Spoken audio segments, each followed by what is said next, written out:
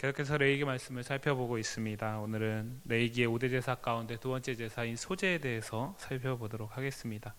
소제는 우리가 앞서 살펴본 번제 그리고 이후에 살펴볼 화목제, 속제제, 속건제와는 근본적인 차이가 있습니다. 그것은 무엇이냐면 우리가 함께 본문을 읽으면서 보셨겠지만 제물이 가축이 아니라 곡식이라는 것입니다.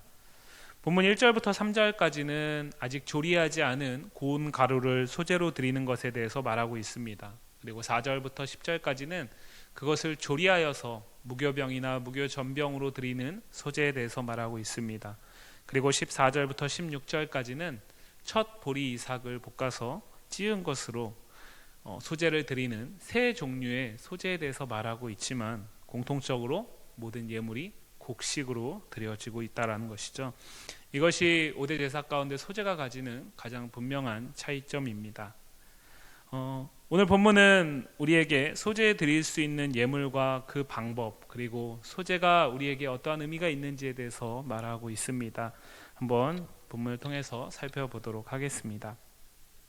먼저 1절부터 3절까지의 말씀을 보시면 요리하지 않은 곡식을 소제로 드릴 때에 고운 가루를 들이되 그 위에 기름을 붓고 유향을 놓으라고 말하고 있습니다. 왜 기름과 유향을 그 고운 가루 위에 놓아야 될까요? 1차적으로는 표면적으로는 쉽게 생각하면 우리가 번제를 배울 때, 번제를 살펴볼 때에 번제로 드려지는 큰 가축에 비하면 소제는 너무나 미미하고 너무나 미약해 보일 것입니다.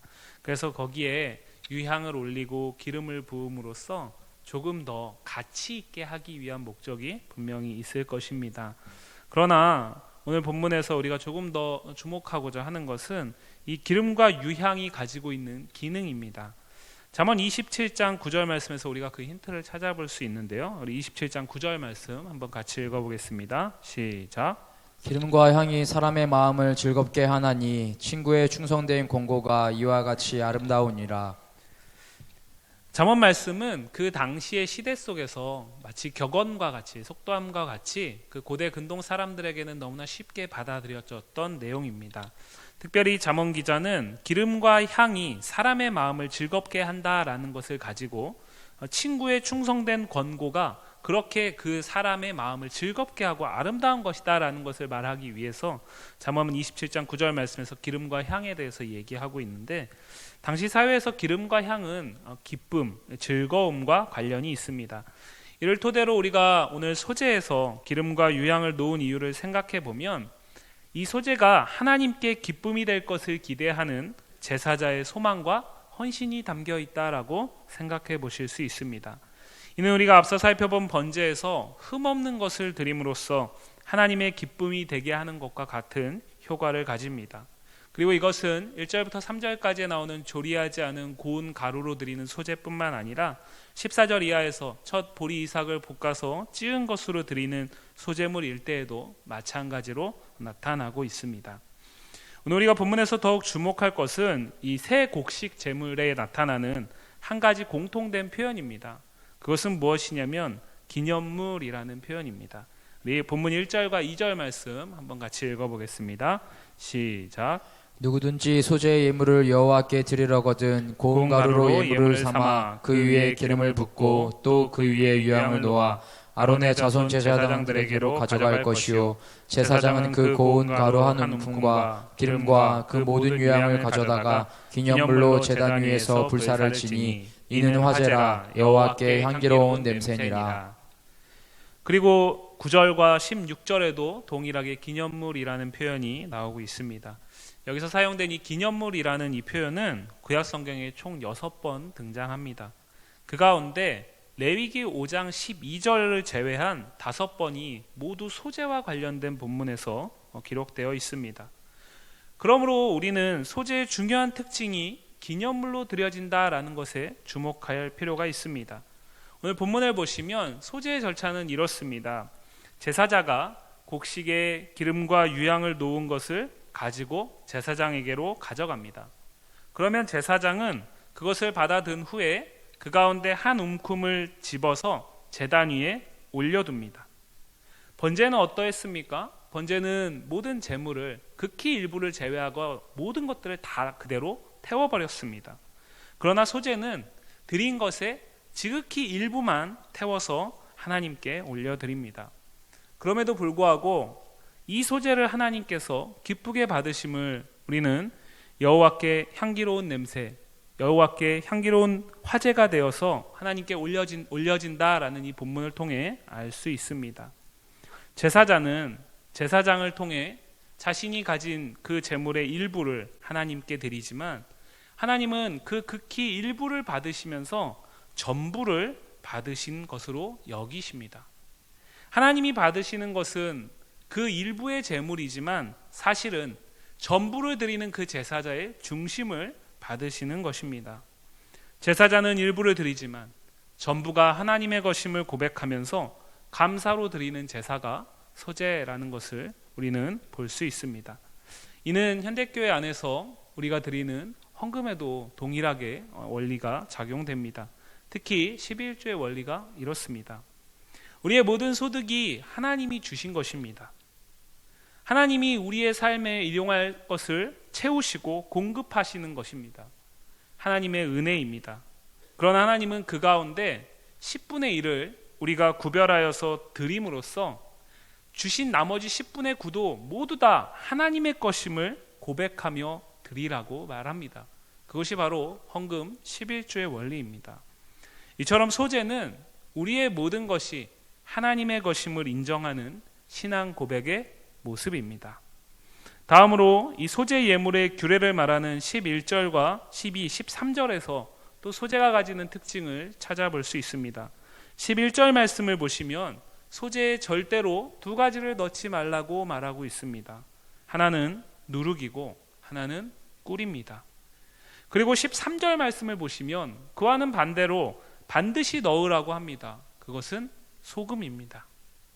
누룩과 꿀 그리고 소금이 각각 어떠한 기능을 하기에 소제에 어떤 것은 절대로 넣어서는 안 되고 어떤 것은 반드시 넣어야 하는지를 살펴볼 필요가 있습니다. 누룩은 우리가 알듯이 빵을 부풀리고 발효시키는 역할을 하는 이스트입니다.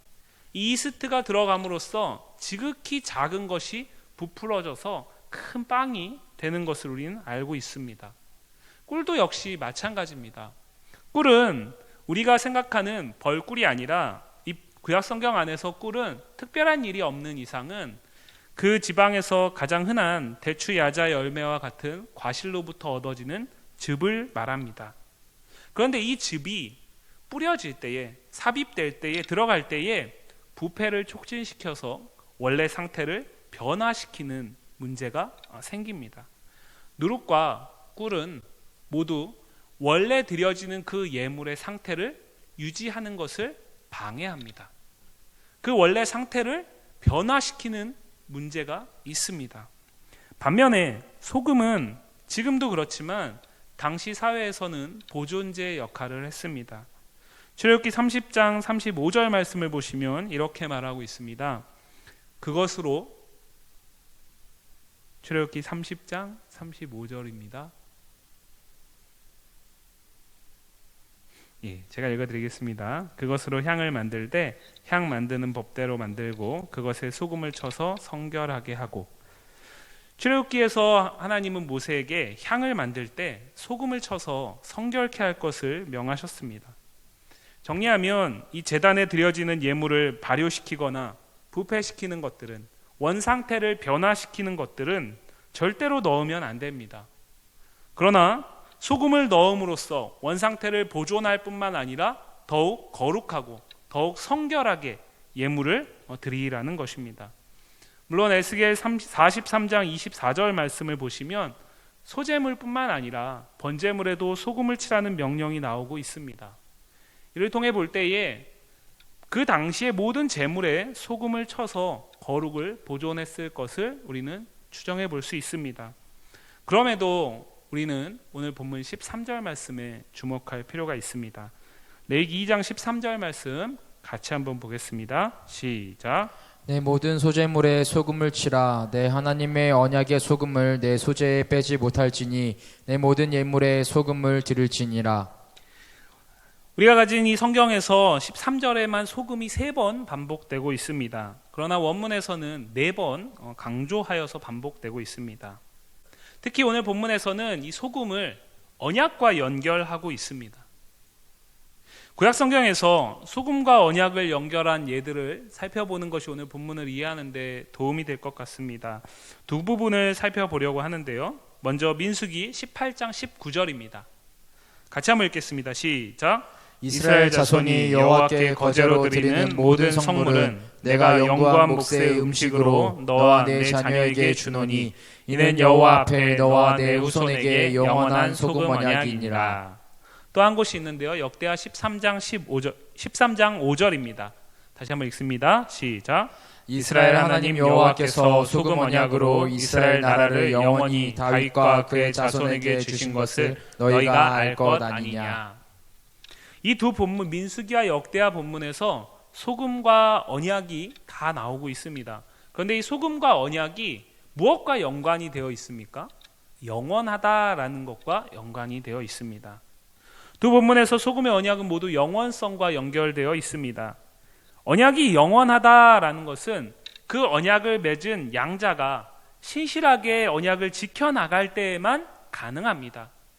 다시 말해서 이 소재의 예물에 소금을 쳐서 언약을 신실하게 지키시는 하나님을 기억하고 감사하며 그 소재물을 드리는 제사자도 자신에게 그 언약을 신실하게 지켜내야 할 의무가 있다라는 것을 스스로 되새기는 의미가 소재 가운데 있습니다. 그런데 다른 모든 제물에도 뿌렸을 것으로 추정되는 이 소금임에도 유독 소재의 본문을 다루는 곳에서만 언약의 소금을 말하는 것은 소재라는 이 제사 자체가 가지는 특성 때문입니다. 본문의 소재로 번역된 이 히브리어 단어의 용례를 보면 소재라는 명칭 자체에서 우리는 이미 의미가 부여되어 있음을 볼 수 있습니다. 두 군데만 살펴보려고 합니다. 사무엘하 8장 2절 말씀 보시면 제가 읽어드리겠습니다. 다윗이 또 모압을 쳐서 그들로 땅에 엎드리게 하고 줄로 재어 그 2줄 길이의 사람은 죽이고 1줄 길이의 사람은 살리니 모압 사람들이 다윗의 종들이 되어 조공을 드리니라. 사무엘하 8장 말씀은 하나님께서 다윗과 함께 하심으로써 하나님이 그를 강성케 하셔서 어디로 가든지 어떤 전쟁에서든 이기게 하시는 것을 기록하는 본문 가운데 있는데, 특별히 우리가 읽었던 2절 말씀은 모압 족속이 다윗의 종들이 된 부분을 말하고 있습니다. 다윗이 모압 족속을 점령하고 그들을 종 삼았을 때 그들은 어떠한 행동을 취합니까? 다윗에게 조공을 바침으로써 종으로서 충성을 맹세합니다. 이 8장 2절 말씀에서 조공이라고 번역되어 있는 이 단어가 오늘 본문에서 소재와 똑같은 히브리어 단어입니다. 또 한 곳을 살펴보면요, 창세기 32장 18절 말씀입니다. 같이 한번 읽습니다. 시작. 대답하기를 주의 종 야곱의 것이요 자기 주 에서에게로 보내는 예물이 오며 야곱도 우리 뒤에 있나이다 하라 하고. 창세기 32장 말씀은 야곱의 이야기인데요, 야곱은 에서 형에게 장자권을 찬탈하고 또 아버지를 속여서 형이 받아야 될 축복을 가로챈 것을 우리는 알고 있습니다. 그 가운데서 형이 나중에라도 그 소식을 듣고 자신을 해할까 봐 두려워서 도망치듯이 엄마의 고향으로 들어갑니다. 그렇게 잠깐일 거라고 생각했던 야곱의 인생이 20년 이상 그곳에서 머물게 됩니다. 그리고 하나님의 인도하심 속에서 돌아오게 됩니다. 갈 때는 빈손으로 쫓기듯이 갔지만 올 때는 많은 소유를 가지고 돌아오는 것을 우리는 창세기 본문에서 볼 수 있습니다. 그런데 돌아오다 보니까 이 야곱이 걱정이 생긴 겁니다. 어떤 걱정이 생겼냐면 형 에서가 자기를 향한 그 분을 여전히 풀지 못하고 있지 않을까, 혹여라도 형을 만나게 되면 자신이 해함을 입지 않을까에 대한 염려가 생긴 거죠. 그래서 한 가지 꾀를 내는데 그것이 무엇이었냐면 자신보다 형에게 먼저 드릴 예물을 먼저 앞세워서, 뇌물과 같은 것이죠, 그것을 먼저 앞세워서 형의 마음을 달래려고 합니다. 그 내용을 오늘 32장 18절 말씀에서 자기 주 에서에게로 보내는 예물이 오며 라는 이 표현 안에 담고 있는데, 여기서 말하는 예물이 본문에서 사용된 소재와 같은 단어입니다. 그럼 이 두 용례에서 보듯이 이 단어는 쌍방의 관계 안에서 한편의 충성을 표현하는 단어입니다. 이렇게 볼 때 소재는 그 제물을 받으시는 하나님을 향한 제사자의 충성 서약과 같은 것입니다. 소재에 소금을 침으로써 언약의 백성임을 기억하며 그 언약을 신실히 이행하시는 하나님을 알고 감사로 나아갈 뿐만 아니라 기꺼이 기쁨으로 자신도 언약을 지킬 것을 서약하는 것입니다. 한마디로 소재는 하나님의 언약으로 제사자를 초대하여서 언약 백성, 우리가 레위기 처음 본문을 살필 때 서론 가운데 말씀드렸듯이 제사장 나라의 정체성을 다시금 붙들게 하는 효과가 있습니다. 그러나 이러한 소재의 은혜가 베풀어졌음에도 불구하고, 그리고 실제적으로 이스라엘은 이러한 소재를 일상 가운데서 드립니다. 우리가 이후에 레위기 본문을 보면 소재는 그 자체로도 속죄의 기능이 있지만 번제와 함께 드려지고 속죄제와 함께 드려지는 부가제사로서의 모습을 볼 수 있습니다. 그리고 이 제사는 어떠한 때에만 드리는 것이 아니라 제사자가 원하면 언제라도 나아가서 드릴 수 있습니다. 이스라엘 백성들은 이 소재를 통해서 하나님의 언약으로 늘 나아갔습니다. 하나님의 언약을 기억하고 그 언약 가운데 자신이 속해 있다라는 것을 다시 한번 깨닫고 그 언약을 신실하게 이행하시는 하나님께 자신도 동일하게 충성으로 서약하며 나아가는 것을 매일매일 반복했을 것입니다. 그럼에도 불구하고 이스라엘은 결국 어떻게 됐습니까? 구약 성경의 끝에 보면 결국에는 이스라엘은 이러한 소재를 하나님 앞에 올려드렸음에도 불구하고 결국에는 그 언약을 미워합니다. 싫어합니다. 그리고 언약을 파기해버립니다. 언약을 떠나버리고 있습니다. 결국엔 실패하고 맙니다. 그럼에도 불구하고 신실하신 또 한편의 언약의 당사자인 하나님은 어떻게 하십니까? 결코 그 언약을 깨지 않으십니다. 하나님은 그 언약을 계속해서 붙들어 가십니다.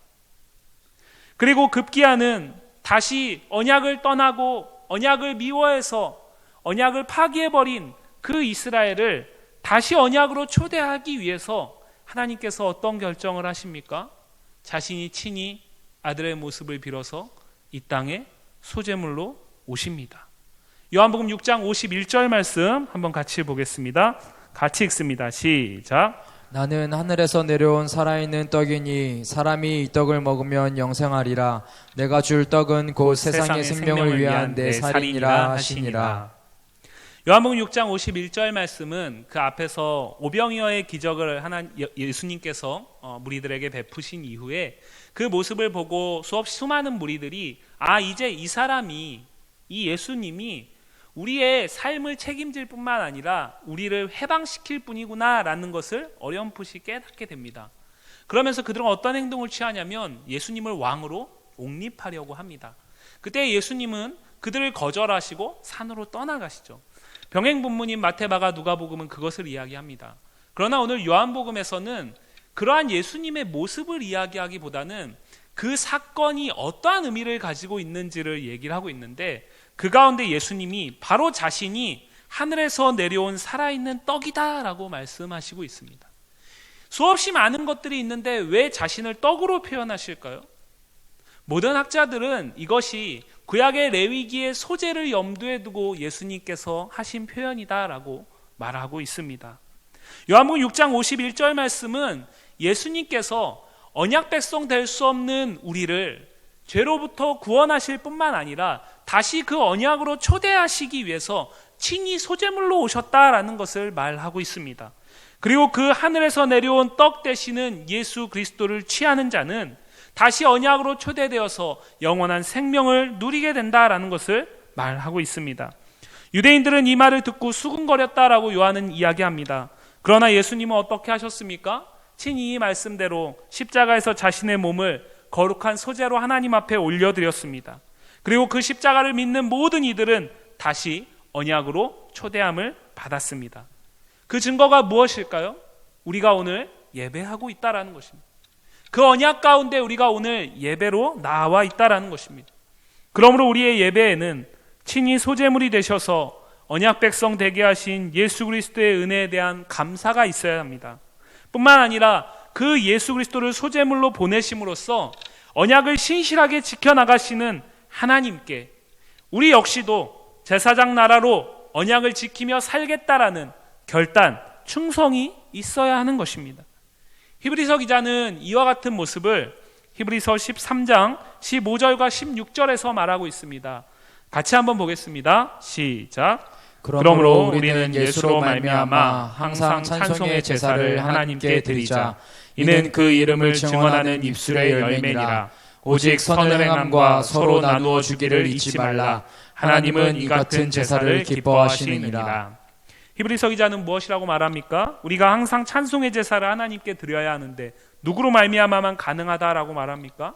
예수 그리스도로 말미암아만 가능하다라고 말합니다.